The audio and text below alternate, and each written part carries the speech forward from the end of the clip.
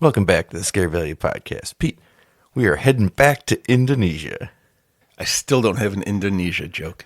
Well, you might notice there was no clip at the beginning of this one because this movie, not in English, hard to find a clip. Insensitive of them, I think. I don't understand. I also don't understand how clips work on the internet. So being a... We also never listen to this show. I like to start it with the clip from the thing we're watching, and I can't do that because I don't know what they're saying. Maybe that's what I had problems with this movie, because I didn't understand any of it. Really? Yeah. I don't remember part of it. Well, we're doing Satan Slaves 2. No, we're doing Satan Slaves Communion. But it is a part 2. But it started off earlier. Oh, boy. And then I forgot that this movie... I have to explain flashback to him real quick. Everyone, just sit there comfortably while I explain what a flashback is. I didn't know it was a flashback, all right? It said 1955. But then we only went to 1984, so I was waiting for another flash forward because I thought we were still in a flashback. Let me ask a question that I probably should have asked before I had you watch this movie. Do you remember Satan's Slaves? Not a little bit at all. And I really racked my brain about it. And I wondered, I'm like, all right, should I read a synopsis or watch the movie or do something? And then I said, no, because I forgot about it. And then I didn't. And it was time to watch the movie. And nothing came back to me. I'm getting... So in the first movie... Oh, boy. Give me time here. Let me cook. They were a family, and there was a little kid who was deaf, but it turned out he could talk. And he was faking it the whole time because he was a devil child. Shit. And I'm getting it confused with When Evil Lurks, because it feels... A movie you watched 2 years ago. Yes. Okay. But they both seem like... How long ago did we watch Satan's Slaves, the first one? In the podcast feed, it would only be several weeks. But for us, it was months. Because we recorded that early. It's about the same difference in time for me. Plus, you were just mad at me the whole time we weren't in Asia. Oh, that's right. We saw that one in Asia when we went on our magical Asia trip. Yeah, we're back. And we're back now. Maybe that's why. Because I can only see it when I'm in Asia time. I didn't consider that you don't retain anything. No. In this movie, oh boy, it seemed like you needed to know a lot from the first movie. Going back to the first movie, so it was a family, and somehow the mother was a singer. I want to just take some of the blame off of Satan's Slaves Communion. You have seen the first movie, so it has done its job. Well, I feel if you were a new person coming into the franchise. Sure, maybe. It doesn't say part 2. I could have walked in and thought, oh, this is just a new movie called Satan's Slaves Communion. But it wasn't. It was something else. See, I think it does actually work without it because there are parts that'll be weird, but they explain it all. So, the little brother pops back up in this movie, and they don't just say, who was that, or they ignore that it was there. They're like, that's a little brother who got taken by that cult. And it's so they do fill the things in. Yeah, all right, hang on, because I'm still trying to, because the movie doesn't make a lot of sense, so I'm trying to remember the first one. First one, there was a cult. I forgot about the cult. That explains what they were doing in the second movie and why there were so many of them. Okay, so it was the family. Just in case anyone thinks that, he's just missing this small detail from Satan's Slaves, though he's forgetting there was a cult. The entire plot of the film. That wasn't the whole plot. It was the whole plot. The plot was that the kid was a devil, and I guess the other kids are half devil. I don't know. That's only what I learned from the second movie. Well, yeah, there's a little bit, but no, the whole first movie was that the mother had joined a cult in order to have children and become famous. They get into this one, they find out the father was behind it, pushed her to do it, and after their youngest child turned 7. The cult takes him because he's marked by the devil. He's Satan's. He's the Satan's child. So they kept having more kids about 6.5 years apart to avoid it. But then she got sick and couldn't have them anymore, and we ended up with their kid being taken when he was 7. And didn't the mother come back as a ghost or something? And then I guess the cult showed up, and then the little kid who was deaf could suddenly speak, and he walked away with the people. He's a bastard. And then there was that reporter guy who showed up at the flashback in part 2. The booty man. The booty man? Well, his name's Bootyman. And I'm like, he's the booty man. I didn't pick up on that. That's good. He's the booty man. Anyway, I like the booty man. So we see a flashback to him in 1955. Just so anyone else doesn't suffer like I suffered and gets confused, it all takes place in a flashback. No, it just takes place in 1984. The first one took place in 1981. We're not flashing back. Nobody's telling us a story from modern times. But it's modern times now, and they're telling us a story from So when you watch Jaws with me, were you like, ooh, a flashback to 1974? Yes, since every time I've seen Jaws, it's always a flashback movie. A deeper one. Because it's a shark. No. And it goes underwater. That wasn't the joke. Oh, boy. Oh, man, you're on fire today.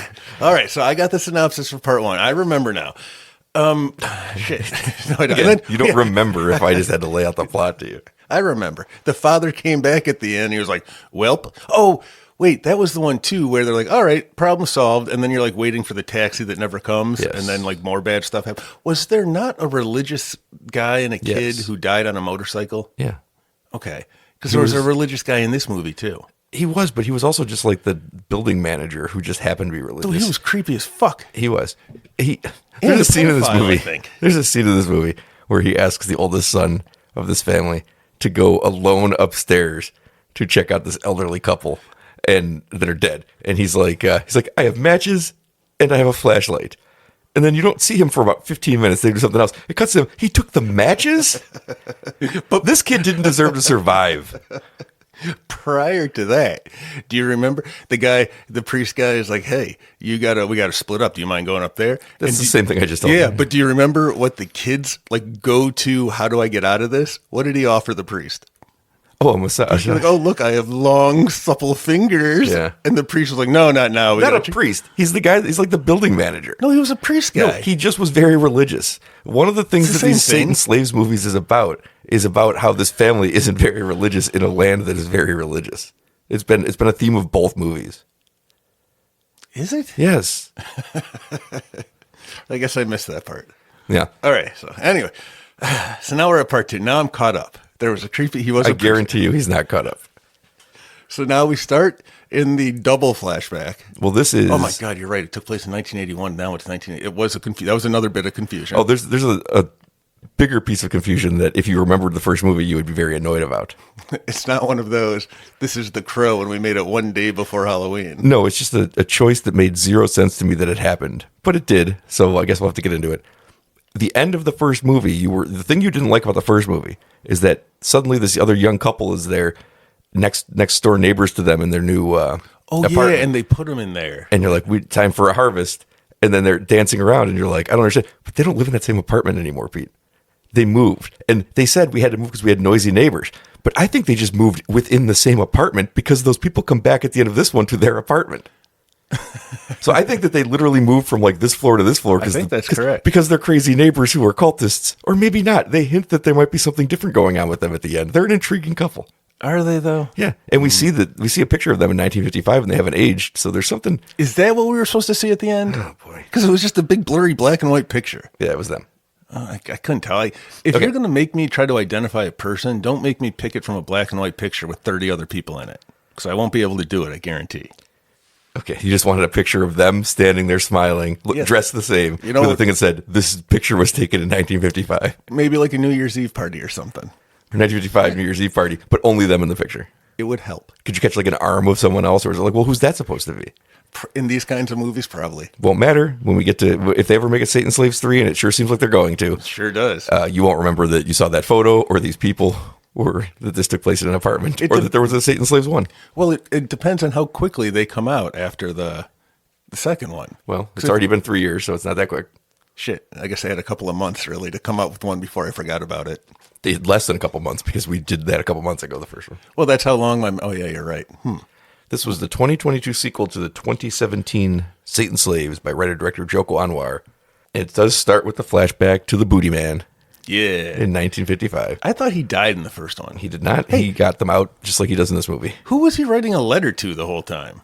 He wasn't writing a letter. He was reading the letter from his friend from the beginning of the movie who had committed suicide. The cop guy? Yes. Yeah, the cop from the beginning, When did he kill himself? after he sent that letter. When did he send the letter? I only ever saw him at the beginning. He was somebody's dad, right? Their kid lived in the building. That's what it was. Yeah, so he's not writing a letter to anybody. He's just trying to get to the apartments because he realizes the apartments are built atop the cemetery plot that we see at the beginning where all the dead have gotten out and walked around. Yeah, what was that about? Every 29 years, the dead rise Did they rise in the first movie? That was not 29 years ago. That was 3 years ago. I thought there were dead people, though. There were. This is way more complicated than I thought. Well, all right. This movie would work better for you if you remembered these characters, because you get to see where they all are on their journey 3 years later. It seemed like they were pretending nothing happened. Some of them were. That was weird. Yeah, some of them were like, we don't talk about that. And the youngest kid's like, why don't we ever talk about that? They're like, shut your face. Yeah. Your brother is maybe a demon devil, and he disappeared, and your mom's a ghost. And if you could remember their relationship from the first movie, the two youngest sons, one being taken, the other one not, it would make a lot more sense to you that when they find their young brother, the other two siblings are like, let's run, let's get him back and run. And he's like, don't fucking take him with us. This is insane. Because he's the one who's seen that he's like, this guy's not our brother. Yeah. Because he's right, by the way. He is right. But there was another little kid in this movie, which was also confusing. But, all right. Winsu? Yeah, right? I don't know right, what let's his deal go. was. Let's go through it. Booty Man gets taken by the police, and he thinks he's in trouble. But then his friend, the police officer, is going to kill himself in 29 years, and sends him a letter about everything he knows about the cult he's been investigating. You okay so far? Yeah. When did he kill himself though? Before the first movie? Before they rose again, because he knows they're rising again, because every 29 years they rise. But before the first movie or the second movie? Before the second movie. You watched it. In the second movie, he got the letter. He didn't have the letter in the first movie. I thought he was writing that letter to somebody else. He wasn't. I understand that now. Do you? I'm working on it. Oh, man. All right. His friend is a cop, and he's the one who brought him there so we could check out. Look, the dead rose out of here, and now they're all in this building, and they're praying to this picture. Observatory, I think. I think they were looking at Jupiter. No, they were looking at a picture of the woman who. Oh yeah, the demon. Oh, did you watch this movie? I did 2 months ago. I did. No, I watched it just now, and that's right because that whatever that demon thing is, that is whose image their mother started to take on after she joined the cult, and her albums, covers, and everything started evoking the imagery of this because she was deep into this cult. And we'll get to the cult stuff once I get through the flashback. But that was it. There's a bunch of dead bodies. Well, he tells him, you can't write about this. And he's like, then why did you bring me here? Which is my favorite line in the movie because it's the first thing I yelled out. And I've seen this movie a couple times. Both times I was like, then why bring a reporter here? But he wants him to write about it. He just doesn't want him to write about it in proper channels where it's being reported. He wants him to write about it in crackpot stuff so enough people believe it that maybe they can get the word out. Because he was told by his bossy bosses that he can't. And I think that's interesting world building. I think that's strong world building. I agree. Because it also sets this reporter. You know, we saw him in the first movie. He's kind of a, he seems crazy. He's a kookaboo. But he's not. But this thing would have basically kind of ruined his career because he was a respectable journalist who ends up running an occult magazine, probably because he publishes these stories about ghosts that are true. But he had to, well, some of them are and some of them aren't. But regardless, but that's what I find so interesting about this character is that we understand now why he's kind of like this occult writer who everyone thinks is crazy. It's like, no, he was a real proper journalist. Then this happened. Right. That's why he's my favorite. Booty Man? Yeah. Well, we flash forward to 1984, 3 years after Satan's Slaves. But, oh yeah, okay, yeah. We flash forward from 1950, whatever. 55. Sure. 29 years. Then how did you know that the old couple, it's a picture from 1955? Because it said 1955 on the picture. Did not. It did. Was there a banner? Yeah, the little bottom, it said there's a parade for 1955 or whatever. They didn't just hang a New Year's Eve banner instead. They decided to just write it like you're an idiot. I'm surprised they didn't put Jack Nicholson in the picture, to be honest with you. where that idea comes from so obviously. So we flash forward to 1984 to catch up with what's left of the family. We've lost the grandmother, we've lost the mother, we've lost the youngest son. That's right. See, this is what I mean. You weren't done remembering what happens in Satan's Slaves. You thought she was a bad guy. Turns out she was good. They play hide and seek and she falls down a well. And the father never inquires what happened to her when he returns home. The father in the first movie was just kind of accepting of everything, like, oh, ghosts and stuff? All right, I guess we got to move. Which is why when we talked about the first movie, I said, I think there's a lot of things we don't know about the father's relationship with this cult, what he does and doesn't know. Well, we find out in this movie what he does know. He knows everything. And he had a suitcase full of fingers to prove it. We're going to get to that if you'd let me continue. Are we out of the flashback yet? Mm-hmm. Liar. We're still in 1984. It's not a flashback. Whose story are we being told the perspective from? In 2025. In 2025? Yeah, who's flashing? Who's telling us this story? I guess the director? Oh, I guess you're right. This is Joko Anwar's flashback to 1984. I hate that made too much sense. This is a ghost haunting situation in reverse. Oh, God, that isn't. Thank you for that. Now that's stuck in my head. Now back in 1984 with Rini, the daughter from the original, who has gotten stuck in the family the way we all thought she would, where she was in college, she had to drop out. She's been taking care of the family. Her own boss at the factory she works has like, you're so much better than this. You've got to go to college. And she's like, I know, but like my family. And she's like, well, they're grown now. Yeah, they're like 10 and 14. They're grown now. I guess they've made it. But well, hold on. It's like they're grown now. Like it would help them more if you go and get a real career, which means that the person running this factory knows they pay shit. Because usually they try to keep you if you're good at your job and keep underpaying you. Nah, see, she wasn't in charge. She was just some lady who worked her Oh, way she up couldn't the be track. because she's a woman. I see. Right. I see. Right. You got 1984. it. I see. You understand. Okay. But she was just trying to help. Ah, shit. I was confused by something you said. Not surprisingly. What? Never mind. Continue. I don't know what could have been confusing in that sentence. There was something. All I said was that she's trying to take care of her family. She wants to go back to college. Oh, yeah. Because you can't leave. 4 years ago, your dead mother came back 30 years ago, 20-something years ago. Hey, has it been 29? Because it happens every 29 years. Would the dead come to life again? Or 39, whatever. What year? What year is 1984? I mean, how many years is that away from now? That would have been 2013. All right. Because I was just wondering if there was going to be another one of those things happening soon. All right, we missed it. Okay, good. I didn't hear about it, just like I guess the rapture. next one won't be for a while, so we're all right. Okay, good. Maybe by then you'll understand what happened in Satan Slaves 1. Good luck. All right. They now live in a high-rise apartment, like Evil Dead Rise, which I think they came out 1 year after this. Shares some DNA. Okay, but you know what? It also seems Can't like even get through a sentence. It seems like the what are those? What was that movie with the bee man who's cool and he's dead now? The bee man with the hook for a hand, the candy man.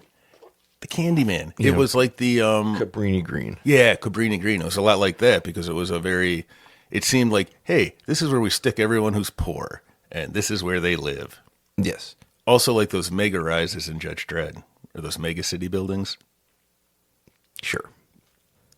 That just seemed like where everybody lives, though. You don't have to be poor. Mama wasn't poor. Mama was filthy rich. Oh, yeah. Well, I feel like some of those buildings were better than others. But this one was a building all by itself in the middle of a floodplain. Purposely built on top of the cemetery from the original. Right. From the opening scene.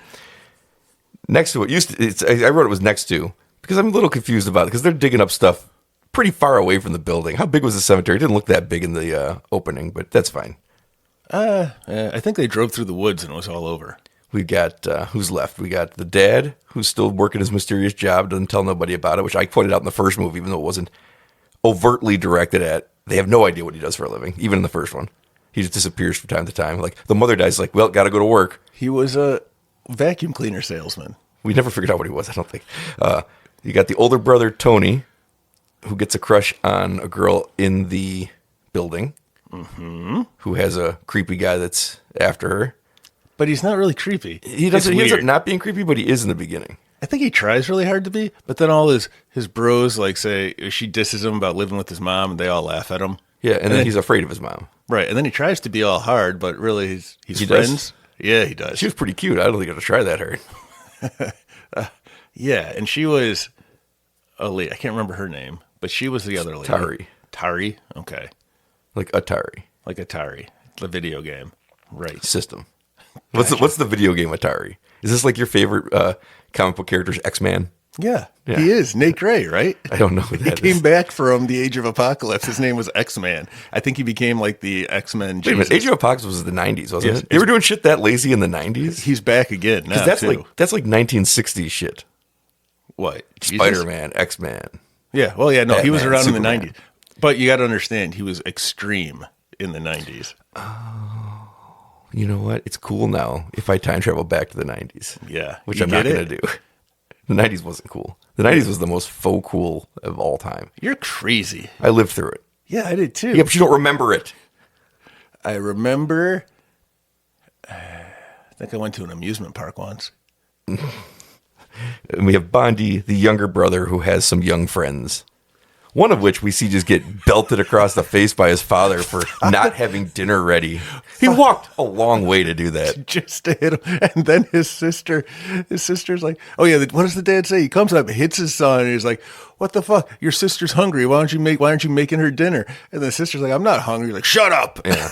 Well, you get what happened there, though. She is hungry. The sister is lying because she doesn't want her brother to get hit. They're in a bad situation. The mother's sick. The father's a dick. All the fathers in this movie are dicks. Oh, you never played beat your son across the head for no reason? No, my son plays beat me across the head. I was going to say, if I ever came over and the first thing I saw was you haul off and wail him, that I'd be like, he had to have had that coming. He had to have just taken one of your balls off of your body. I already had to go to the hospital. I know. He must have kicked you so hard the ball came out of your mouth. Yeah, I don't know that I'd have to go to the hospital. It seems like that problem would sort itself out. And we have the father and the older brother, the younger brother, and Rini, who is trying to keep the family together, but then decides, you know what? I have done that long enough. I want to go back to college. I'm leaving. And they're like, when? She's like, tomorrow. And I'm like, when the fuck is this college starting? Like, what random happenstance to be told this the day before admissions, I guess? I feel like that was a conversation that had been going on a while, and she kept putting it off. I feel like she wasn't ever having that conversation at home. I feel like she was having it at work. No, agreed. Yeah. It was a thing. But you told her to do it the day before school starts? That's crazy. Well, she said at the beginning, I didn't expect you to be here. You're supposed to be at that college thing.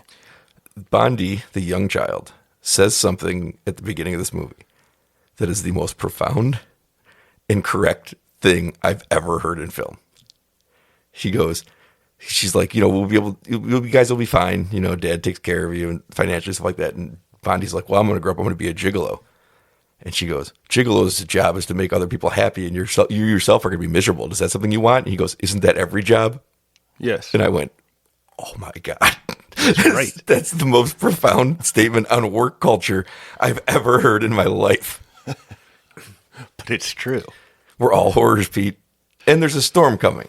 Oh, yeah, I forgot about the storm. And apparently there's never been a storm before because they're all positive that the building will flood. And they're correct, which means it has never rained.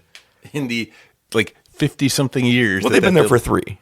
Maybe it's flooded before for other people, but it's never flooded in the 3 years they've been there. I don't know. It seemed pretty... Or maybe it has. Maybe it has. I don't think... 90% of that building was cultists, wasn't it? What were the other people there for? So it seems...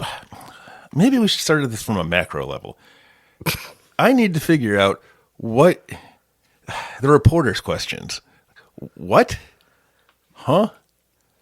What? Those are the reporter's questions. What? Huh? What? Yes. What? See? That's all I keep coming back. Huh? Why? Oh, why? See, there's a new one. The cult is there.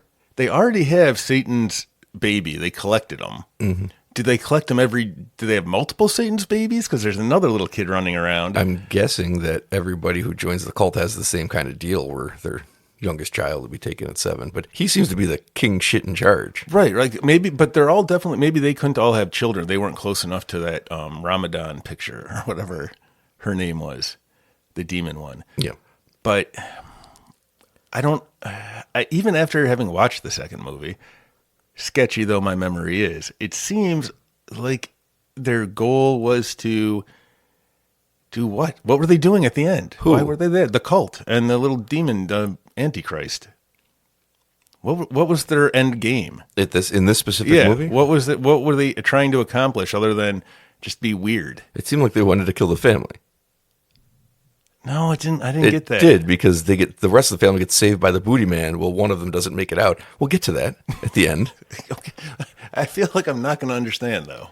No, I feel like that too. But I mean, I felt that for 145 episodes. We just power through. All right, well, hurry up then. I mean, I've watched Friday the 13th movies with you where I know you're not getting it.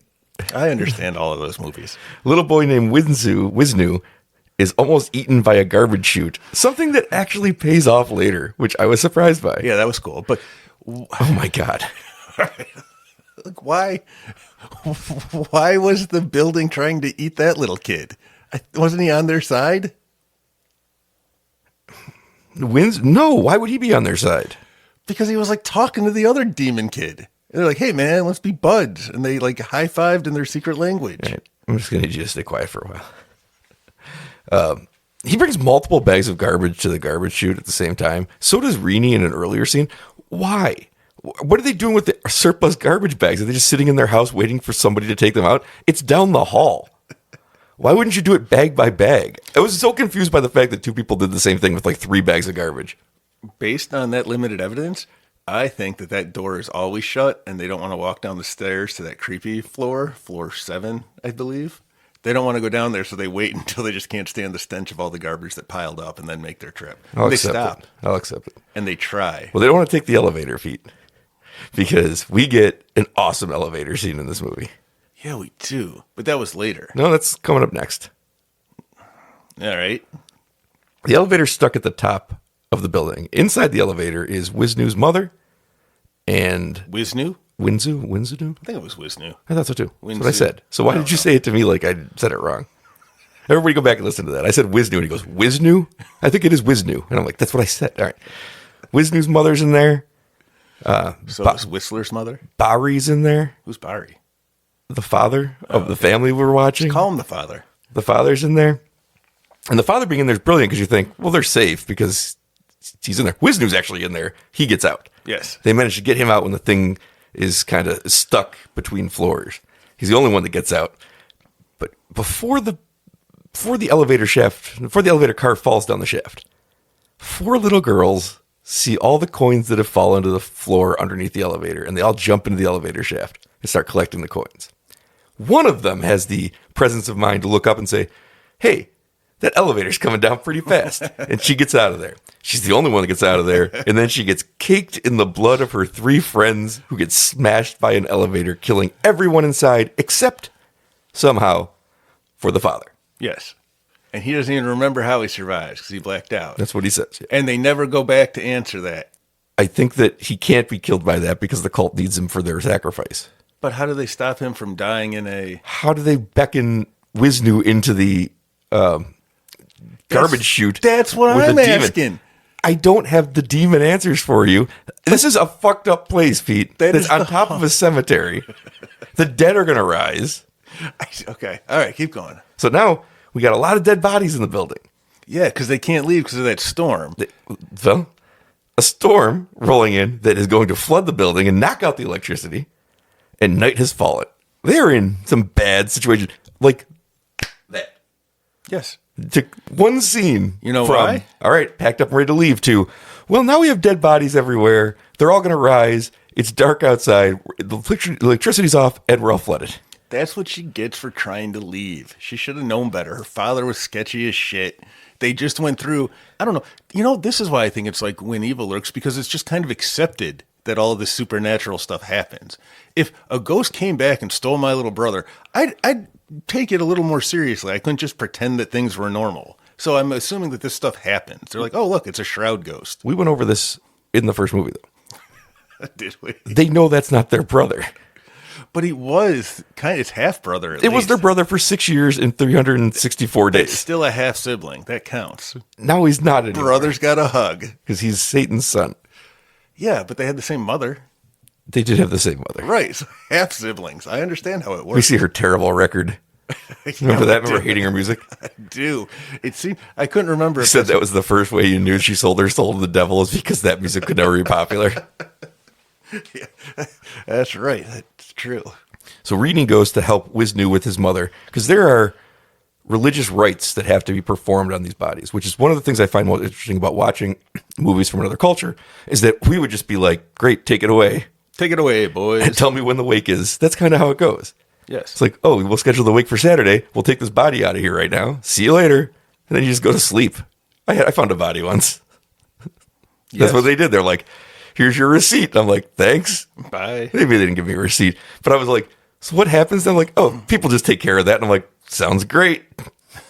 Right. That's a nice, respectable way to do things. Easy, hassle-free. I'll tell you what, it was surprisingly hassle-free. This one, they all had to be laid out in their rooms. It's so fucking creepy. Because Right? now the power's off. They can't get out of the building. And like every floor has like 3 doors in it that behind them is just people wrapped in ceremonial bandages on the floor. It's fucking horrible. Because Joko Anwar does some of the best dark movie shooting I've ever seen. Between a scene that has Rini walking, or was it Tari walking around, or Rini, one of them, was walking around, and it's just lit by the lightning flashes, was beautiful. That shot. Because every time it flashes, you're like, oh shit, there's going to be something in the background.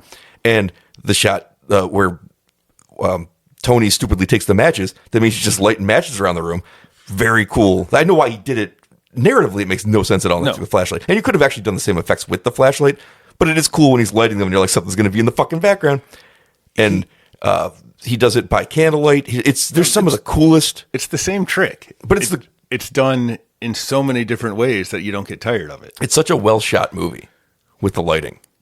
That one scene where it's funny, I can't remember which girl it was, is walking around her apartment, and the lightning's going, is just, you're in darkness for a few seconds and the lightning flashes. It was great. I've never seen somebody do it that well. Yeah. You know what? I think it might have been both of them. They both had scenes of Maybe. walking through lightning. And there's one specifically where I was just like blown away by how beautiful the shots were. So at this, where are we now? They all split up when all this is going on. Well, they I was getting to that. Where Rini goes to help Wisnu care for his mother. Right. So this little kid, how old do you think that Wisnu kid is? 8. He's the fucking most 10. Yeah. He's like there. Oh, I'll have some tea. Oh yeah, I've got my dead mother here that is just laying here. Oh, I'm sorry, Riri. Is that the sister? From the family? Rini. He's comforting Rini, who's a grown ass adult, and I'm like, there's something up with this kid. So I was right. He is some kind of demon, I think. Do you know what I learned about the movie Train to Busan yesterday or 2 days ago? It's something that deepens the movie incredibly. Oh, that's the other guy in my Cool Dudes. Oh, that is cool. Which was that guy? Yeah, the dad. He was the one dad to be. Dad to be created the coolest Dudes motherfucker. Club. Right, he's the leader founding member. Yeah. Yep. I learned something about it because we don't speak Korean, obviously, but some people do. And I caught a discussion on a YouTube comment section, which is somehow better than most comment sections, about movies specifically. And they were like, I speak Korean. I was raised in Korea. Nobody would know this unless you spoke the language, but the father talks very plainly to the daughter. Like they have a higher and a lower class of speech form in speaking to people, and it's customary for parents to speak in the high class, like upward, like talking down to children. Yeah. And children don't do that. The children speak very plainly and very common language. They flip it in this movie because she doesn't connect to her father at all, and he's trying to connect to her. It's like another deeper thing of it, where she has a proper form when talking to him that kids wouldn't have, and he doesn't have it with her because he's just trying to be like, come on, I'm trying here. I got to give them the translators credit because I got that. No, I got it from the dialogue, but the fact that it's even in the way that they use just the form of the language is, that movie's fucking incredible, Pete. Like, there's a whole thing going on that I would never know until I heard somebody else explain what was happening with, she addresses him very formally.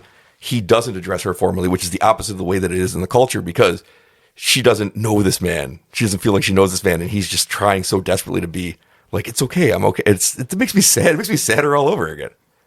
Because it gives you a perfect window into what their life is like. They won at the end, right? The little girl wins. Yeah. By losing her father and probably her mother and definitely her grandmother. But she made it. She made it, yes. Yeah. Into a world full of zombies. Yes, but she didn't get shot because that was the thing. No, because Ben Grimm is the thing. No. She didn't get shot because she was singing the song that she couldn't finish. And she said, I couldn't finish because I couldn't see you. He tells her on the car on the way over, how did you even know you weren't there? And he goes, even if I'm not there, I'm always watching you. And then at the end, she sings the song. And it makes me so sad because it's so beautiful. It's a perfect movie. Anyway, that's the one we're doing today. There is a sequel to that. We're not going to cover it because I think it's bad. There is a sequel? Like it's already out? Not a sequel that's like following the characters, I don't think. Just like in the world of? Yeah. Okay. And it's made by the same person, so it's probably got some good ideas, but I've never heard anybody say, you got to go see this movie. And after Train to Busan, like, if it was good, somebody would have told me that. Right. Somebody would have even said, like, it's half as good. I would have been like, oh, I can't wait. Nobody's ever told me that. It's probably just like a fine movie that's probably doesn't make you feel good because the first one's so perfect. A Sunday afternoon movie. How do you do that movie twice? I've only seen somebody do it right once. Put it on a boat. Booty Man is trying to make his way to the apartment because he learns it was built on that cemetery he learns all this because his friend has killed himself and sent him all the information he had. That makes a lot more sense. Yeah, that's why they did it, I think, probably. When he was writing probably why they did it like that. And not whatever you thought was happening. What I thought happened was he got a letter. No, he wrote a letter and he was leaving it to somebody. Yeah. And I was trying to figure out who he was leaving it to because I'm like, that doesn't make sense. Then he's quitting. Like, why is he quitting? Who is he leaving all of this? He's somebody important, I guess. And then he's looking through all the stuff he's leaving. He's got like a suitcase and he's looking through all of it. And then I'm like, why are you looking at all your shit? I'm like, this is a very clunky way to try to show, like, give us, the viewer, information, having him look at his own stuff that he's leaving behind to somebody. Oh, boy. And then he sees a picture of somebody who he recognizes from that flashback, the first flashback. And he's like, and then he does something with that information, but I don't know who it was that he recognized. It was the driver of his car, but I don't know who it was. I think it was their father. The kid's father? Because he tells them he was a cop who found out about all this stuff, which makes sense to place him as the person in that scene, and his face is covered. I thought the father was the friend of the booty Now, man. it's weird. No, there was an older man. So it's weird that they didn't have a scene where the guy turns and pulls his mask down and you can see it's the father. They must have not been able to find a good way to do that. Yeah. But it seems to me like that must have been their father, because he's connected to the case, finds out about the cult. That why else would you hide this man's face? The fact that he tells him he knew him when he was a cop, it's like he has to have been the father. Okay. Yep, that makes sense. I just think it's funny that they didn't have a scene where they revealed that in the past, but they must have been like, we don't have the money for the technology to do it. We can't find a guy that looks enough. Like, you know what? It was probably one of those black and white pictures. One of those black and white pictures. Like at the end. Oh, yeah. They probably put him there. He's in there too. Yeah, you just can't tell. And he's holding a sign saying, I'm Reenie's dad. Exactly. And then Pete goes, who's Reenie? And it was a waste of everyone's time. So this is when the older brother's going around the building at the behest of Ustez, who I think runs the building, who clearly must know that he has neglected that elevator for years because it wasn't safe to begin with. First of all, sign says 8 people. First time you see it, 11 people are on it. Yeah, I counted too. It has the word Rackman or something written on it. I looked it up. Whatever the word was written on it meant damaged. Oh. So they know the elevator doesn't fucking work, but he hasn't done anything to try to repress him. Well, that doesn't work out for him because now there's a bunch of dead people. He's a handyman? I thought he was just an annoying priest. No, I think he was part of like the building manager because why else would he do any of these things? Because he's a priest, they tend to do but how annoying could he get things. into all the doors and stuff? He had the keys. Oh, yeah. I don't know. But those 1955 people owned the building, I'm assuming. I guess they built it. There's a whole floor you can't access. That's what Bondi's journey is. Bondi and his friends are trying to figure out how to get to the top floor. They can't find a staircase up to it. The top floor is where they end up at the end of the movie. Right, doing whatever. It's a cool idea. Yeah, and Bondi is with his 2 buddies. One who lives in a different building. Yeah. And got himself stuck in the shithole. Right. One who had the abusive father and the mother and the sister, who, by the way, in the course of this movie, the sister and the mother both die, and this kid doesn't say anything about it. He doesn't know. Well, they get away at the end. He's like, no, we need my sister. He's like, well, let's run away on the boat. Like, he doesn't care. The fuck? He's one of them, too. He's a secret cult member. Oh, he's a secret cult member? Yeah, because that mom was clearly something wrong with her. She had the same demon disease that their mom had. Well, we also get people hanging themselves all over the place. That happened in the first movie. They kept saying, like, it's so quiet in here. Everybody must have left. And then they start opening doors. It's like, people didn't leave. People hung themselves. Just the one. That was the No, mother. there was like 2, I think. I think the 2 of the doors we opened late, we see people hanging. No, they were all gone. They were all empty rooms, and the people were... My point is, I don't think the rooms are empty. I think the point is that the people are killing themselves. No, I think everyone in that building was a cult member. Not everyone. Almost everyone. That's why I'm trying to figure out what their plan is. Why were only a few families in there who weren't cult people? Well, I think we could devise that whatever their full plan was for this night couldn't have worked because they got away. So we don't get to see what was going to go on the ceremony beyond killing the father. Spoiler alert. Yeah. But they already have their demon child. What do they need? Well, the demon child's the one directing them to do it. Yeah, that's weird. And that couple at the end says everything's right on schedule. Yeah, because they had to allow this setback to happen.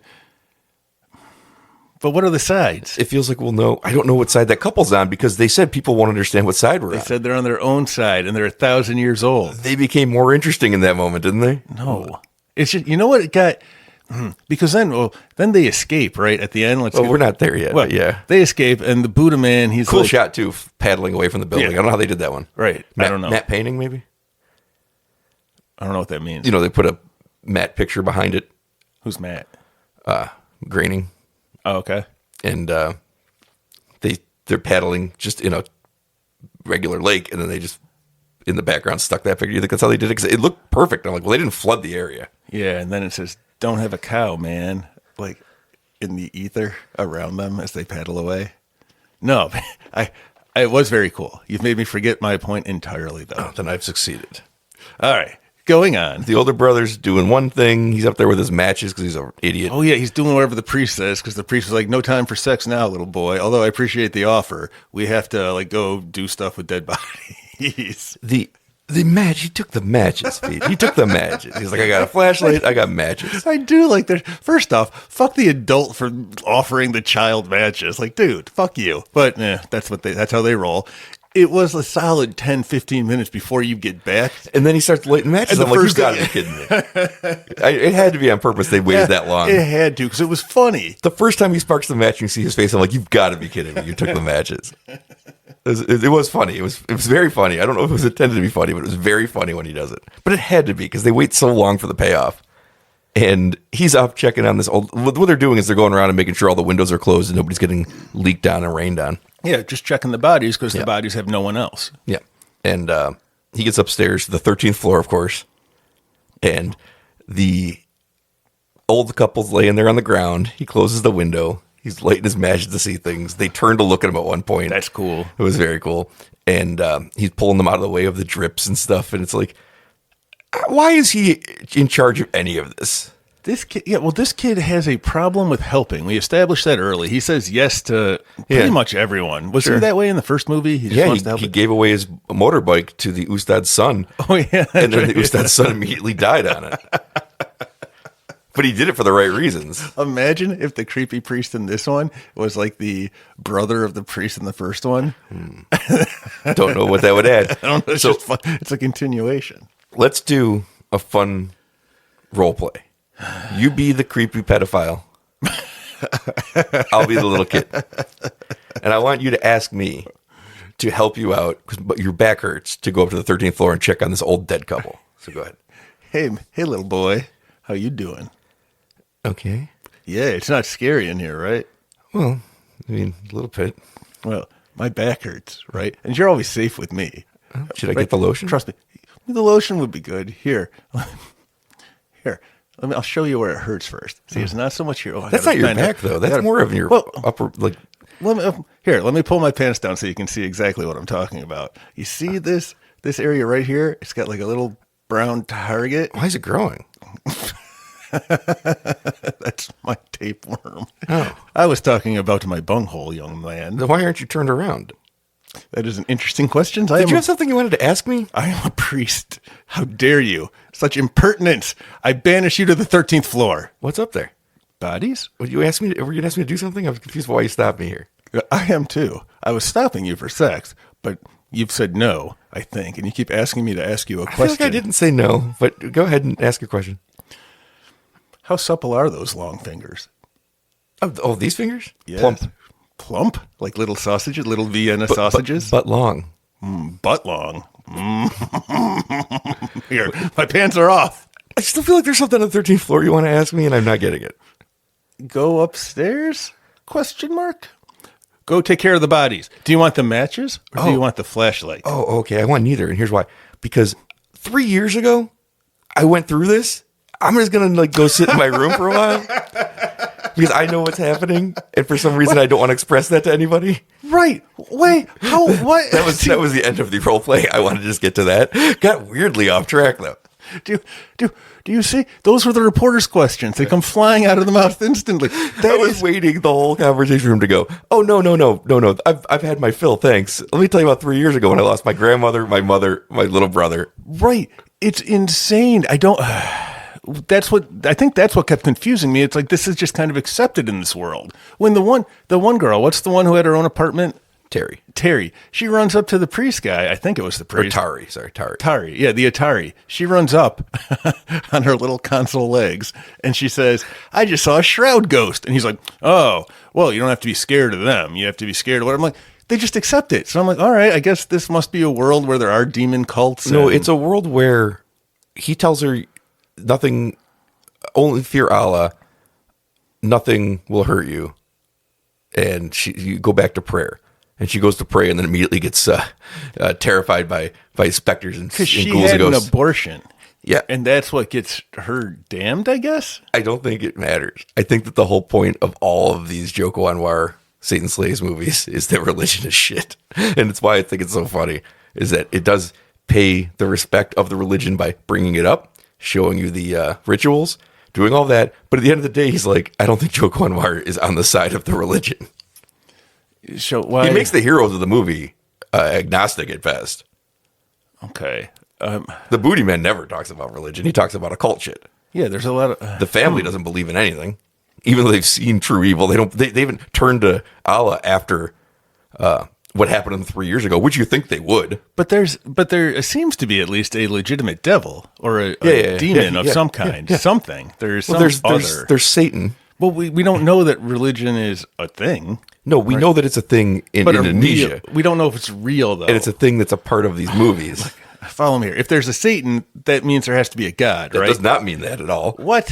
Then how does this universe work? Because there's Satanists. It's not like Rite Aid and Walgreens. If there's one, there doesn't have to be the other right next there's door. an Allah in this universe, so that's a God, right? No, we don't know that. That's belief. I know there's a Satan because I watched him take their youngest son and make him his slave. So I have proof that there's a Satan. I have no proof there's an Allah. But we don't know or that any other kind of We God. don't know that he's a slave because he seems to be in charge. When of the underlings below him, But we still never not see above his boss. Satan. I think Satan's in charge. I don't think there's a Satan. We haven't seen him yet by your logic. All we see is this little demon child in a cult who has weird beliefs. I've seen his works. What are his works? I've seen him raise the dead. How do you know the dead just don't wake up every 29 years on their own? Like in that graveyard. And they found this and they built their whole weird cult around it. All I'm saying is, if I was doing a scoreboard, I've seen the evil in this world accomplish some shit. I ain't seen the good do nothing. Well, Buddha Man made the bad shroud ghost fly away by opening up like a cut rate proton blaster at it. He flung it against the wall. Yeah, when he walks in at the end, he shoots a bunch of people. He's like, ba-bam, ba-bam, ba-bam. He's like, yeah, awesome. motherfucker. Yeah, and then they pull apart their father. And then the ghost comes at him. It's like, ooh, and he's like, bitch. And he puts that metal thing that when I thought that he was sending it all to somebody else to take over, he kept looking at it and he was like, he was like fascinated by it, which again, I thought was a clunky way to give us, the viewer, information because why would you look at shit you're giving away? But it was something. We didn't learn what it was. It's some metal ghost aware. Well, he's an occult guy. He's literally a Ghostbuster of some kind. Yeah, and so he did. So there are ways to fight. And it is 1984, the year Ghostbusters came out. Oh, this is like Ghostbusters International. This is Ghostbusters International. Dude, this is awesome. See, I like this franchise now. I know Zool exists. In the Ghostbusters universe, right? But there's no God. This in the has to be the Ghostbusters universe. It makes a lot of sense. I know. I believe in Gozer. I saw Gozer. He was there. Mm-hmm. So this is a dimensional thing, this movie. We don't have a God. We might not have a devil, but we have something. We have an entity of some sort who is claiming, well, he has a cult. Have they said that Satan and stuff? Or I don't even remember. The movie is called Satan's Slave. I know what the movie's called, but do they reference it in the movie? Like they say, hey, hail Satan. I don't remember them ever saying we're doing this for Satan. It's just a kid being weird. I think in the first movie they do. I think in the first movie they do tell you that. I think it was in the first movie, but not the second. At no point in the second movie, I think that they tell you like who they're doing this in service of. The way I would look at this movie, and we're going to get back to trying to break it down in a minute. The way I would look at this movie is, we saw the first movie. Some of us remember it, where the story was simply they're coming to take your kid. Then we get to the second one, and they're just trying to live their lives, and they're like, if I could put a tagline on the movie, like a poster on the poster, an elevator pitch to sell it, it would just be, what the fuck is this now? Because like they just run into something else that they didn't ask for that is barely related to what happened the first time. It's just like another fucking thing they have to deal with because now they've been positioned into this building where every 29 years this shit happens. Yeah, which makes me think, to your point that the family is integral somehow. Clearly, because the father's connected to it because he got them all signed up for this cult shit. But my point is, I think you're looking for too deep of a connection to what the overall thing is for this family. I really think it's just like, what the fuck is this now? Like 3 years ago, we did something that was very personal, and now we're here because our fucking shithead father directed us here, and now we're like, but what does it have to do with anything that happened or will happen? I don't know. What the fuck is this now? I think that if you look at it from the characters, look Reenie's perspective, it's like, oh, I'm never getting out. I live in hell because everything we do is marked by something, and I keep getting positioned into places where I'm fucked. That's the whole point. Well, maybe it doesn't have to be so deeply connected to the first movie. Yeah, but they're building up. I'm getting this. Like, there's so much. They keep putting all these hints and things in there. Maybe one day it will be. But for now, it's more just like the second adventure. Remember, Die Hard 2 takes place at an airport. Didn't have anything to do with Hans Gruber. It's just, what the fuck is this now? Yeah, well, that's his role. There's a connection. This is their role. No, the 1955 people who are 1,000 years old back in 1955. They are connected to it. Yes, but they're not actively doing it because they always show up too late. They even mention when they get there, oh, we're late again. Yeah, they keep missing all the action. They're doing whatever they're doing. I know, they're so interesting. No, I don't. I had another thought. It hurt.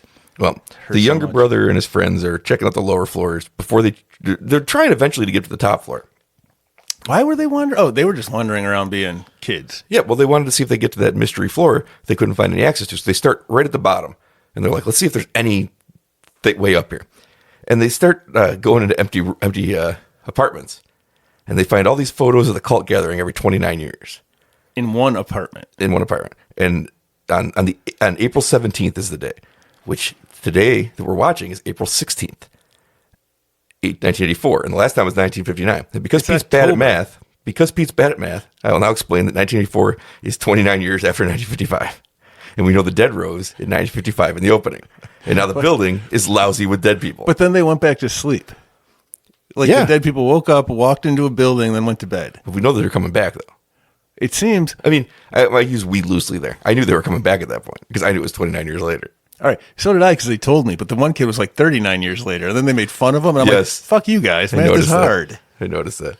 So the supernatural hauntings start. The little girl who was smart enough to leave the elevator sees their three friends beckoning her. Yeah, what happened to her?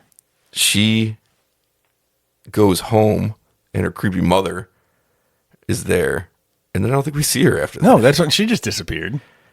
Tari, the girl that Tony likes, is haunted while trying to pray. They open Dad's briefcase and find all the human fingers. Oh, yeah, that's what I was going to say. The dad was trying to get out of it. They said that. Like, he went back on it. Because right at the very end, when the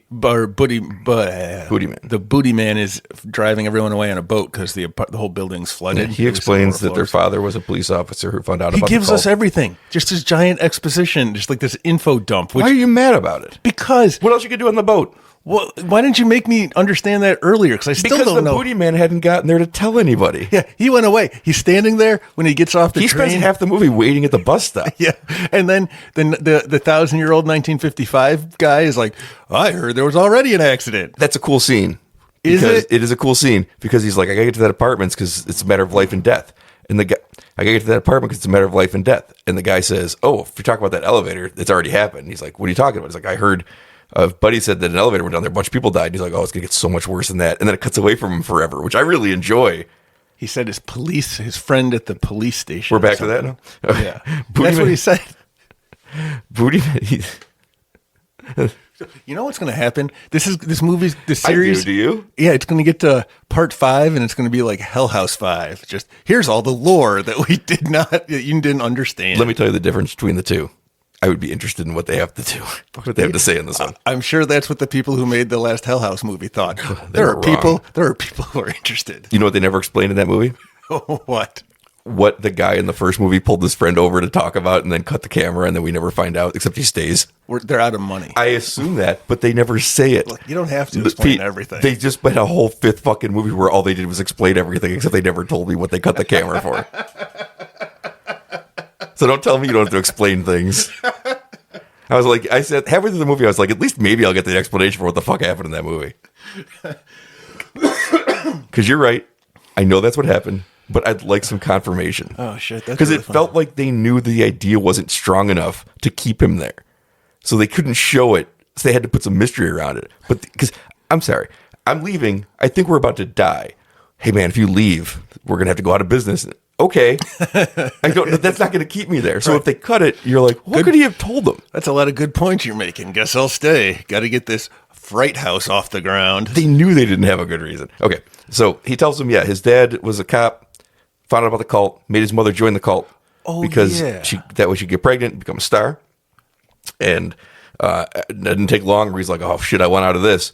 But the price of getting out was 1,000 murders. Which he got because it's on the news or the radio or something with the tattoo killer. A sniper killing gang members. People. And he said 2,000 deaths were attributed to him. Yeah, well, then he got way over the 1,000. Yeah, so why did the one guy say, oh, it was harder than he thought to get out when he clearly got out? He had 1,000 million fucking fingers in his suitcase. Don't know. And it makes no sense. He says things are going to get worse as they paddle off. You maybe skip the whole third act here, but there were 3 acts. Tari and the other guy, who we never talked about really, the guy that was hitting on her and lives with his mom, is afraid of his mom. Mama's boy. They're trying to get out of the building, but there's a live wire dangling over the flooding on the first floor because the whole first floor is flooded. It looks great, and they can't get out. And the guy ends up seeing something. And does he fall into the electrocuted water? No, he falls onto something that impales his throat and kills him. Yeah, that shroud ghost shows up. And Tari sees something, a dead body walking around because the dead have risen. Did she? Yes. And she hides in the garbage chute. And then she falls down the garbage chute to her death. I can't believe we got a garbage chute payoff. It was great, though, her death. Yeah. Like, it was visceral. I was like, ugh. Couldn't believe we got a payoff. Yeah, and then there was something with her in religion, and then when she was hiding in the garbage chute, a corpse shows up and vomits a baby out of its mouth. So I assume that's like an abortion thing. That's what she was so sad about. Sure. Whatever her deal was. But it was a cool death. The cult surrounds the family and takes them to the top floor. Well, first they find their little brother. I forgot. Yeah, and then the other little kid's talking to him. In sign language. Yeah, he's like, what are you doing here? He's like, I don't know. I just woke up here. And he's like, oh, that's cool. Like, they're on the same side, right? Like, he's lying to him, Pete. He's evil. Yeah, both of them are evil. No, Wisdom is not evil. Then why did the demon kid let him go? I mean, they all got out because the booty man saved them. Yeah, but in that scene, the devil kid's like, yeah, all right, you're cool. Well, he brought his family to them, which is what he wanted. Yeah, which is why he's on the same side. But he did it unwittingly. I say I disagree. Okay. So why didn't they have a scene where he explains to him, go bring my family to me? And he's like, yes, master. I don't know. So you're inferring shit that's not there. I don't know. All right, keep going. Maybe Wisnu will be evil in the future. He ain't evil now. He's a poor little child who lost his mother. No, he's way too adult and he's creepy and there's something wrong with him. Well, the little brother, Rini's like, shit, we got to save him. And they go and they run away with him, and now they're reunited with their little brother. And Tony's all on board with this, and Bondi's like, fuck are we doing? What the fuck are we doing? I loved Bondi in this movie. He was the best. First of all, he's the most realistic, like, 12-year-old, whatever, 14-year-old running around. He's the most realistic 14-year-old. Right? Yeah, most realistic 14-year-old you ever see running around a building with his friends, just like trying to stay out of trouble while getting in trouble. I thought it was a really perfect character. 3 years ago, the devil showed up and took their kid. But you have to remember, he lived in the same bedroom with that kid, so he saw everything. So he's the one who's like, no, but how could the others? That's what I can't get over. The others are like, meh, weird old world, and they go on with their lives. Well, it goes back to the whole thing. Those others have repressed the entire thing. You can't repress. That's nonsense. They've repressed the entire thing. Bondi's the only one who ever wants to talk about it. And Bondi sees him, and he's like, fuck off. Right? Fuck off, Reedy. We watched him in the last movie. That's not our fucking brother anymore. Half brother. And he's right. It's not their brother because he tears their father. He directs the cult with a smile on his face to tearing the father apart. He's got bad plans for all of them. Drawn and quartered because the four horsemen in the apocalypse showed up. But he doesn't count on the booty man. No, who we haven't seen now for it's a 40 minutes or something. To the point where me, Brian, I had time to say, hey, whatever happened to that one guy? Are we just not going to see him again in this movie? He stands at the bus stop for what I assume is most of the movie. He stands there so long, someone even mentions someone else. Oh, there's no transport in or out of here because of the storm. How the fuck does he get there? The boat. I know he gets there on the boat, but why is he standing at the bus stop? Where did the bus take him? Well, eventually the boat bus shows up. Oh, One of those party boats, and you get aboard, and you. that explains everything. I retract my question. Yeah, this punk ass little bitch kid Yeah. kills their father. Yeah, but they're all like tied up. So at this point, they're in a room. They're the 15th floor, the hidden 15th floor. It's a room full of cultists. The little demon kid, their brother, is like Ian is like an orchestra waving his little sign language hands. He's so into this role. This kid was so into this role. He fucking loves being. What do you think they Antichrist. told him he was doing? They said, "You're the fucking Antichrist." You think that's what he did? Or you think they told him, like, oh, we're going to play, like, you're playing an instrument, you're leading the band, because he's having the time of his life. And I'm like, they didn't tell this kid they're about to rip this man apart. Right. So then, what's her face? The girl that we've been following, Renee. I think. Renee she got hit upside the head, so she's all concussed and she's barely conscious. So she's seeing things in like flashes of consciousness. So her father and her two younger brothers are all just like sitting there, tied up, right? Yeah. Is that little kid with them, the other little kid? Wisdom? Yeah. I think so. Okay. All right. Because I couldn't see that. But then they tie up Because he's the like father. the one that gets away. There were a bunch of people who got away. No, it's like the booty man, the three kids of the family, and then Wisnu. You know, and then his two friends, Bonnie's two friends, Yeah, they didn't get kill him. away as well. That's right. Shit, I forgot my point.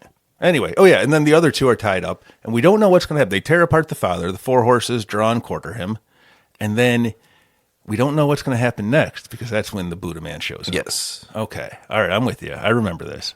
Which begs the question, when that creepy couple shows up, maybe thousands and thousands-year-old couple, to dance and talk about how everything's on schedule. When they say everything's on schedule, you're like, well, we just saw something fail. And they say people understand whose side we're on. It's like, so their game is different than the one we just watched. Right. They're bigger than this every 29 years bullshit. They seem to even be bigger than the Satan slaves Ian thing. That's why I think their characters are so interesting. I wouldn't say bigger because they're a part of it. They're at Whatever their goals. end game is Yes. has nothing to do with the success of what we've been watching for 2 movies. Right. They've got their own game in play. And I'm so curious what that is. I'm so interested in what it is. I guess I kind of am, but I mean, I like Bodhi. He's my guy. Booty Man? No. Oh, yeah, Booty Man, but also Bodhi. Bondi? Bondi. Yeah. No, the Bodhi, the surfer from Point Break. You knew that? That's Sweezy, man. All right. All right. I like him, and I like the Buddha Man. Do I care about these? I like Greenie. I don't. All right. I hope that we don't have to go because the third one's coming. It has to. This two movie This hasn't been announced, but yeah, these are all successful movies in Indonesia. has Anwar But done Joko other Anwar stuff? does other stuff. Yeah. Oh, okay, that's what I was going to ask, and you answered. So he's a really, really, really, really good director. All right, so this isn't like his only thing. No, All right. I hope that we don't pretend that nothing happened again. I wouldn't mind it in this case because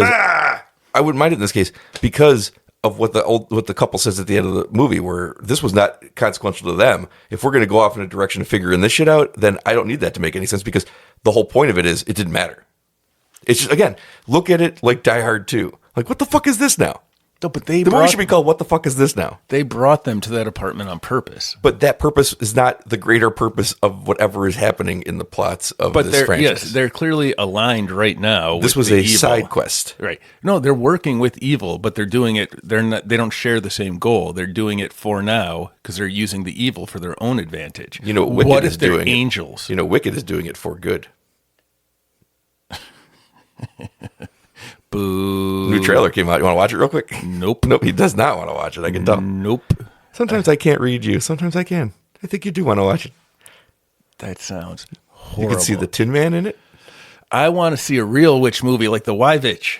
The Vivitch. The Vivitch. Yeah, That there was a no good one. W. Yeah, there was. It was 2 U's. Two Two V's. Utes. How are you? What? 2 V's. No, it's because they're U's. V's are just like angry U's, and a double U is a W. No, I know for a fact the reason that it's written like that is there was no W at that time in the language they were writing in, so we had to come up with something. So it's not actually a W, it's just he put 2 V's there so it looked like a W. Sorry, there's no W in the English language. Not in the township they were doing that in the 1200s. That's not how language works. It is how There's language 26 letters. works. Not in every language. Yeah, but they were English people. They were English people. Right, and the English language has 26 letters, and that's Now. what they used. How many planets are there, Pete, in our solar system? Oh, in our solar system only? There's 8. How many were there when we were kids? 12? Wait, no, there's 9 because there's Planet X. That's confirmed, Okay. There's a new planet out there that we haven't seen yet, but we found it. How many planets do we teach about there being in the solar system? I have no idea anymore. I don't think they teach anymore in schools. 8 feet. There's 8. And there was 9. You're just being an asshole. There was 9 when we were kids. There's 8 now. Shit changes. Brian, I'm jumping ahead because you're arguing that things change in numbers.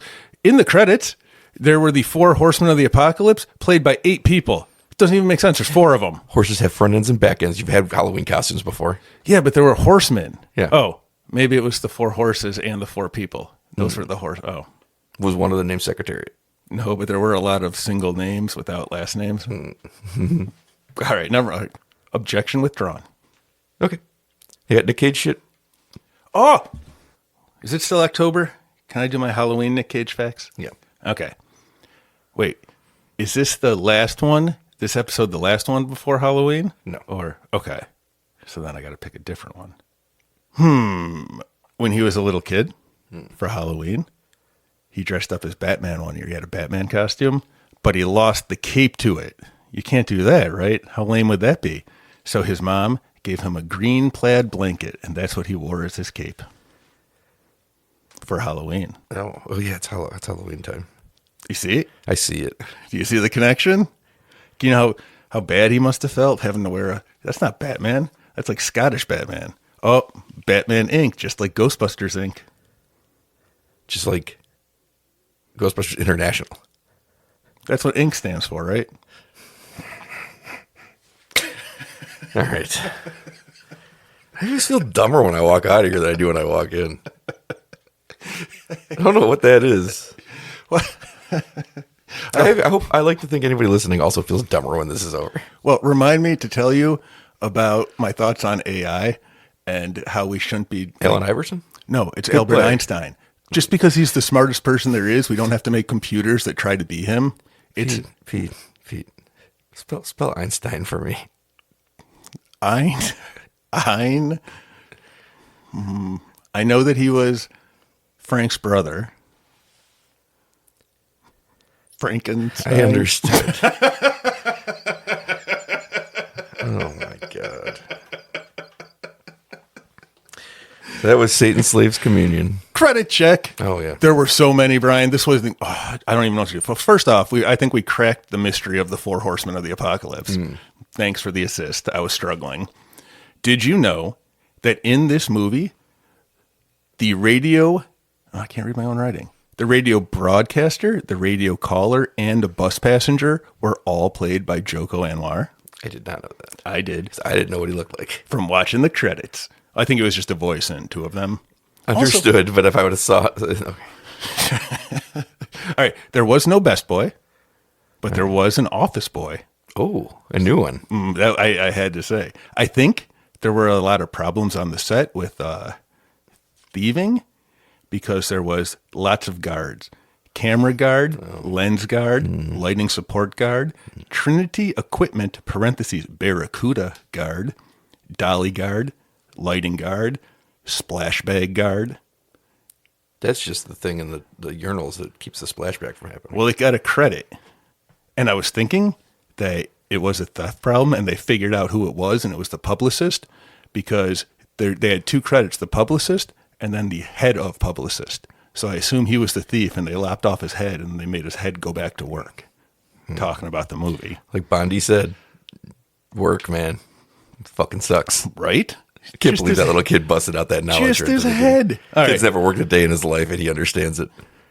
Well, he looked at his family. He looked at his father, who just goes away forever and comes home and was a miserable piece of shit. Every father in this universe is a piece of shit. I haven't seen one good one. Yeah, okay, you're right. All right, anyway. Oh, no, the Ustad was a good father. Was he? Yeah. He was a priest. We know what they get up to. Yeah, he seemed like a good Or more like what they get into. Ooh. With little kids. Anyway, I got 2 more. The songs in this movie were by the spouse. I don't know whose spouse, just somebody's. His dead spouse, who was the singer. That's what I thought. I wondered if that's what it was. And the last thing, and I forgot to write down the name, but there was a rain stopper on this movie. I don't know. That just seems like a crazy superpower, and we should be filming that. All right. It doesn't seem like this. Oh, I'm sorry. There was also a Jimmy Jib operator. It doesn't seem like you like this one as much as the first one. Not that you remember it. Want to take a ride on my Jimmy Jib, Brian? Are we doing the role play again? Let me get my plump long sausage fingers. I don't. This movie left me with so many questions. Yeah, it's supposed to. I think that's what I don't like about it. There's a lot going on. It just doesn't make a lick of sense. Weirdly, I want to know more. Yeah, I know. It does a really good job at it. It's a beautifully shot movie. It is. It looks so much better than like most of the horror movies, even studio horror that spends some money on it. Looks so much better than all those movies. I saw Last Rites, the Conjuring movie, made all the money. Oh. It's a fine looking movie, but it doesn't look nearly as good as this movie from 3 years ago. This guy's a sharp director. Okay, yeah, I feel it was a little long. It was a little long because nothing really happens for a long time. That's right. The whole beginning. This movie should be called Atmosphere the Movie because it's slowly building up the atmosphere and it doesn't let it pop for a long time. But the pops are pretty strong. Some of them are incredible. Yeah. The first one when Wisnu's looking down the laundry chute and then the demon pops up behind him. It got me and I'd seen the movie before. I was like, I forgot that shit was going to happen. Joko Anwar shot it so perfectly that when the camera tilts, I'm not thinking about it because the camera does a specific move to put him in a different part of the frame so he can pop in. And I didn't think about it, but it's awkward enough to set you off balance. And then he pops up and I'm like, oh shit, that actually worked. There's a lot of those misdirects. It's the classic, like you said, the flashing of the lights, nothing. Like seven times, nothing. And then you just see something, but they don't make it a thing. It's not running at you. It's just see an image in the background. It's crazy. Yeah, there's one thing different. Yeah. It was really, and then I want to go back and look, like maybe there was a little something different other places too. I just noticed one thing in the background the one time. Oh, that's probably... No, it's pretty good. It's the guy knows what he's doing with these, with shooting horror. I want to see the third one. Yeah, I don't know. Again, there is no third one announced. There has to be. It just makes the first one, I guess you could accept, this is just a movie. But this one, there's no answers. You need to have more. Nothing has been explained to me. Yeah. I walked away from this. This is like Empire Strikes Back from the Star Wars. I thought it was like the TV show Empire, which I've never seen. I was like, this seems weird to be the same thing to me. I thought that was about like growing power in the drug universe or something. I thought it was about the record industry. Oh, maybe. I was going to say I assume it was records, but I don't know why. Because Empire Records? Probably. Yep, that's why. Good old Empire Records. And that one's the one with Terrence Howard, right? I have no idea. It's hard out there for a pimp. He was in that movie, Hustle and Flow. That won an Oscar, that song. It's hard out 3-6 Mafia. I think it's the 716 Mafia. 3-6 Mafia, one of the greatest Oscar performances of all time. When they're trying to run their classy show with all their suits and tuxedos, and they're just out there singing "It's Hard Out Here for a Pimp," and the crowd was like, "This is incredible," because we never get to see things like this. And pretty much until Eminem came back 10 years after winning an Oscar and never showing up for it, when he did "Lose Yourself" in the crowd, you get to see cool stuff like Roger Deakins just like vibing to "Lose Yourself." Those are probably the two most energetic performances anybody ever had at the Oscars.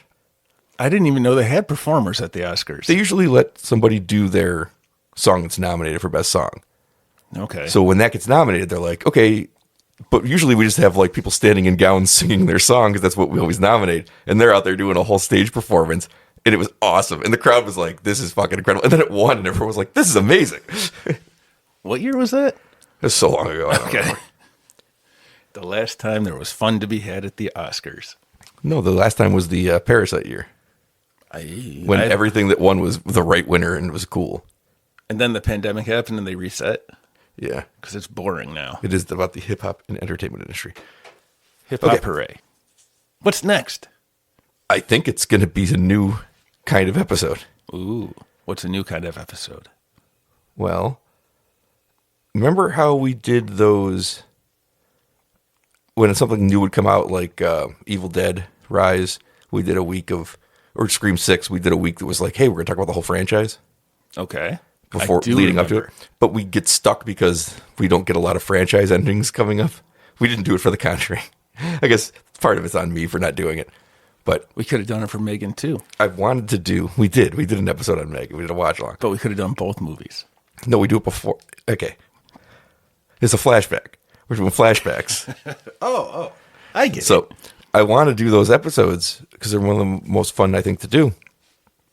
But I don't want to sit around waiting for another Friday the 13th to come out because they never come out. So I come up with a way to bring back the style of episode. All right, lay it on me. I'm all ears. It involves your least favorite thing in the world, doing this podcast, and your favorite thing in the world, ranking films. I might have those backwards. I might not have them backwards. I might just have one miscategorized. Explain yourself. Halloween's coming up. Allegedly. We're going to watch Halloween 4 with Kitty on Halloween week. So I thought we could do a franchise discussion without having to have a new movie coming out, because we just discussed the Halloween franchise. Just all of them? By ranking them in a definitive scare value order. I assume you're going to be doing the ranking. Yeah, because you've seen half of them. Yes. And you think the Busta Rhymes one is good. So I have to do the ranking. It is good. And based on the ones I've seen, that's one of the good ones.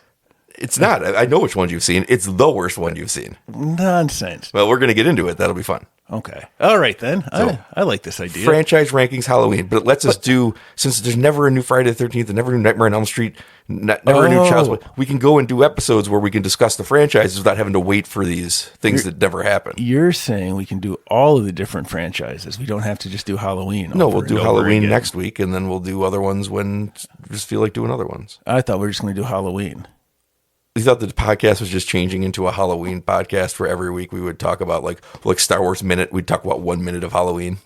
I didn't know. Hold on. I have an idea. You've gone very still and you're very happy. That's not a good sign. I know I can get you to watch 1 minute a week of a movie. I know I can. How on earth would I stop it from, like, how would I know where to start and stop? Well, you just stop when it says 1 minute, and then you start it at 1 minute and stop when it says 2 minutes. Then the next week, though, someone will have messed with it, or it'll revert back to whenever. Okay, I guess I was wrong. I couldn't get you to watch 1 minute a week. Lesson learned. All right, we'll be back next week with something new. We'll see how it goes. I think it'll go good. I think, like all of this, it doesn't matter if it doesn't go good because we're going to keep going anyway. I like that benchmark. No real pressure. Next week, we're going to flash back to 13 different movies. All right. Those are going to be flashbacks, right? Like legitimate flashbacks. Yeah, we're going to flash back to 1978, 1981, 1988, 1989, 1995, 1998, 2000. I lost it. I was good till then. You want to know what really messes with me? Prequel flashbacks. What? Flashbacks that are prequels, like Indiana Jones and the Temple of Doom was a flashback prequel. All prequels are flashbacks. But this one is already a flashback, and now there's another flashback. Was there a flashback inside of that movie?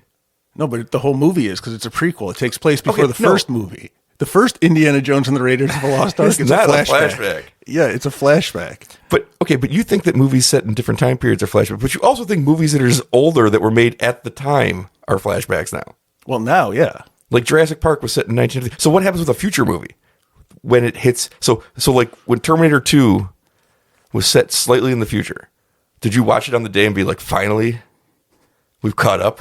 No. And then the next day we're like, flashback to Terminator 2. No, but remember when Back to the Future 2 2015 was coming around? People were all excited for that one.